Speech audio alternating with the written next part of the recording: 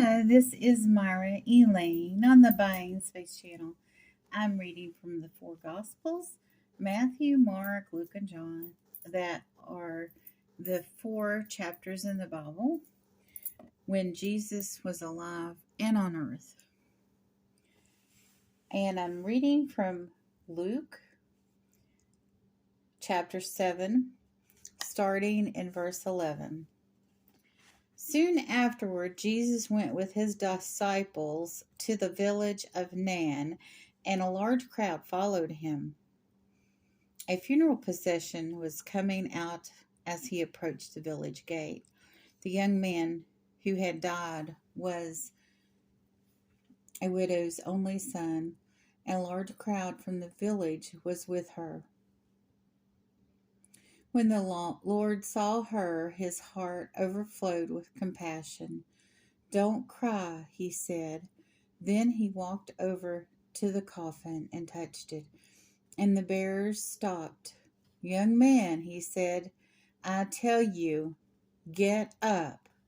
Then the dead boy sat up and began to talk, and Jesus gave him back to his mother. Great fear swept across the crowd, and they pointed to God, praised God, saying, "A mighty prophet has risen among us, and God has visited his people today." And the news about Jesus spread throughout Judea and the surrounding countryside. When we think about the miracles Jesus performed, and we think about resurrection, usually the only person that is talked about is Lazarus. There was a Roman official named Janus.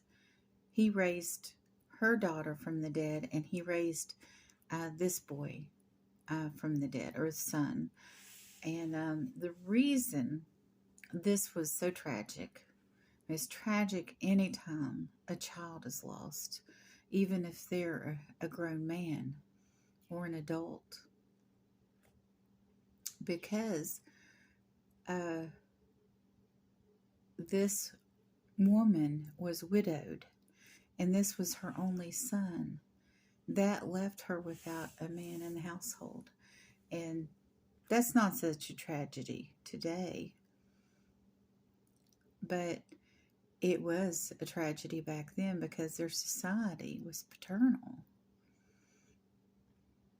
And even in the Middle East today, there are some subcultures there that if a woman's husband dies, she has to marry a brother.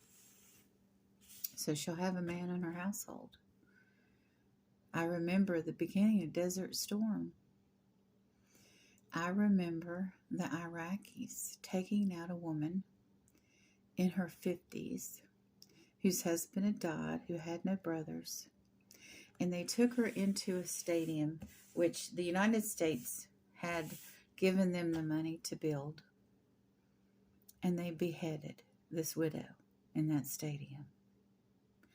So there are societies still today that women have to marry other people in her husband's family, or if they have an adult son to take care of them, that's fine.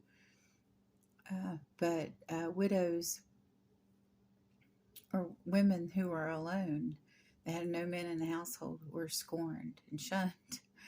And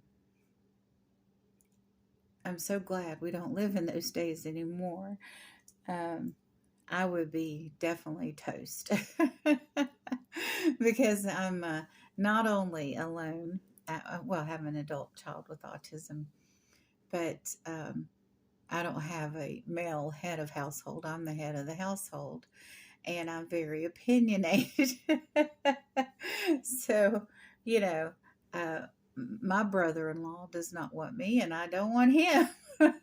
That would be weird to have to marry my brother-in-law if my husband died. That would just be too strange. So, this was a really social tragedy for this woman. And not that a child doesn't mean an immense amount, even if you have a dozen. And even if you have a living husband, losing a child, no parent should have to bury a child. But to be in this day and age, biblical times, to be without a man in a household was like a double tragedy. And so they lived under different rules than we do now. Thank God. Thank God we don't have to live under these kinds of rules as women anymore. But Jesus felt the amount of pain this woman was in and took compassion on her, as he took compassion on us all when he died on the cross for us. You all have a wonderful and blessed day.